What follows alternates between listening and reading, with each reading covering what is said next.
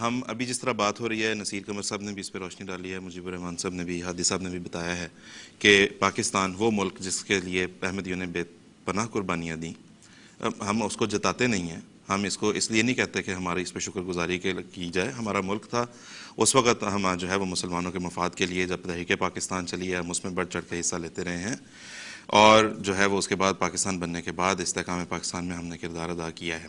لیکن افسوسناک بات جس کا ایک تو ہم بات کریں نا اس کا اسٹیٹ اونڈ پارٹ جو ہے اس پرسیکیوشن کا، جس میں وہ ظالمانہ ترامیم اور قوانین ہیں جو کہ اس پوری پرسیکیوشن کو بیک کرتی ہیں، ان کے نتیجے میں جو عامت الناس کی طرف سے جو پروپیگنڈا سامنے آتا ہے، وہ دیکھیں کہ ایک ایسا وشس سرکل بنتا ہے کہ ان قوانین کی شے پہ وہ پروپیگنڈا ہوتا ہے، اور پھر اس پروپیگنڈا کرنے والوں کے لیے کسی قسم کی کوئی قانونی چارہ جوئی ان کے خلاف کوئی قانونی کارروائی نہیں کی جاتی.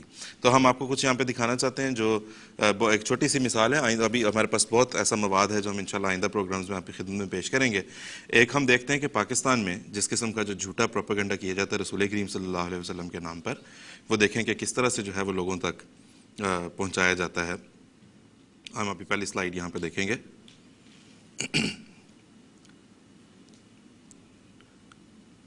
میں کنٹرول روم سے ریکویسٹ کروں گا کہ اگر وہ ہمیں یہاں پہ سلائیڈ دکھا سکیں تاکہ ہم ناظرین کے ساتھ گفتگو کو جاری رکھ سکیں.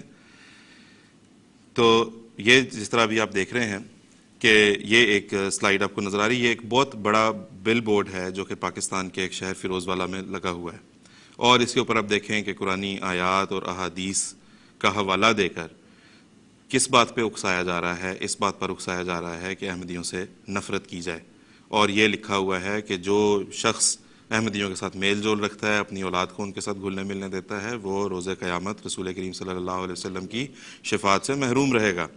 تو دیکھیں یہ کتنا بڑا اس پہ دعویٰ کر دیا ختم نبوت یوتھ ونگ والوں نے. وہ انہوں نے فیصلہ کر دیا کہ رسول اللہ صلی اللہ علیہ وسلم کی شفاعت کس کے لیے ہوگی، کون اس سے محروم رہے گا.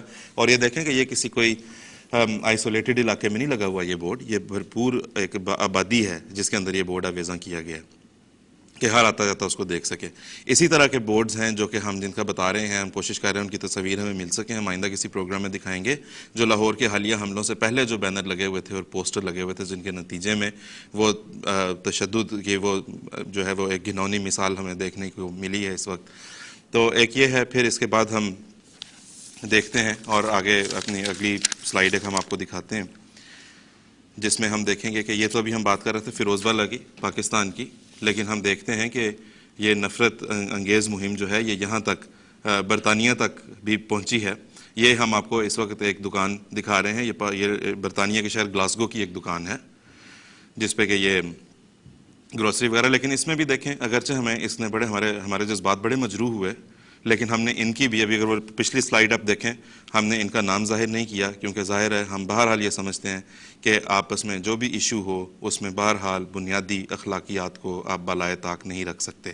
ہم نے ان کا نام بلر آؤٹ کر کے ہم دکھا رہے ہیں. یہ دکان ہے، اس میں دیکھیں جو پوسٹر انہوں نے آویزاں کیا ہے، یہ گلاسگو کی بات ہے، اور دیکھیں اس میں جو پوسٹر لگایا گیا اس میں اسلام کا کوئی پیغام نہیں ہے.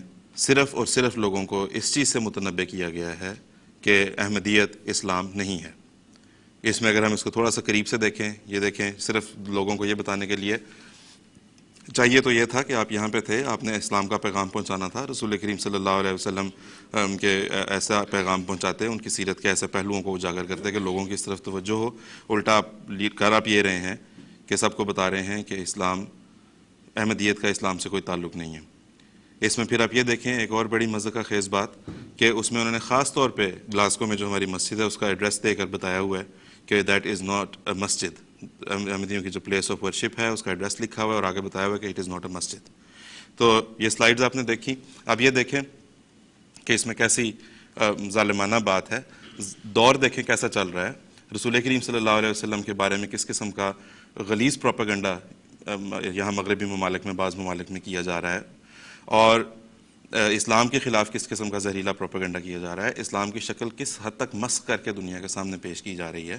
آپ نے اتنی انویسٹمنٹ کرنی ہے، اتنی محنتیں کرنی ہیں، تو آپ کم از کم کسی ایسی چیز کے اوپر کریں جس سے کہ اسلام کا درست چہرہ دنیا کو نظر آ سکے، رسول کریم صلی اللہ علیہ وسلم کی سیرت لوگوں تک پہنچ سکے، تاکہ وہ اسلام کی طرف جو ہے وہ ان کی طبیعت مائل ہو ان کا مزاج اس طرف آئے اور پھر جو ہے وہ اسلام قبول کرنے والے بن سکیں. آپ یہ کر رہے ہیں کہ آپ دنیا کو بجائے یہ بتانے کے کہ اسلام یہ ہے، آپ ان کو یہ بتا رہے ہیں کہ یہ اسلام نہیں ہے، اور آپ ان کو بجائے یہ بتانے کے کہ مسجد کا اسلام میں اور ایک اسلامی معاشرے میں کیا کردار ہوتا ہے، آپ ان کو بتا رہے ہیں کہ یہ مسجد فلاں مسجد جو ہے وہ مسجد نہیں ہے. تو یہ اپنے ناظرین کے لیے ہم نے کچھ جو تصاویر ہیں وہ دکھائی ہیں.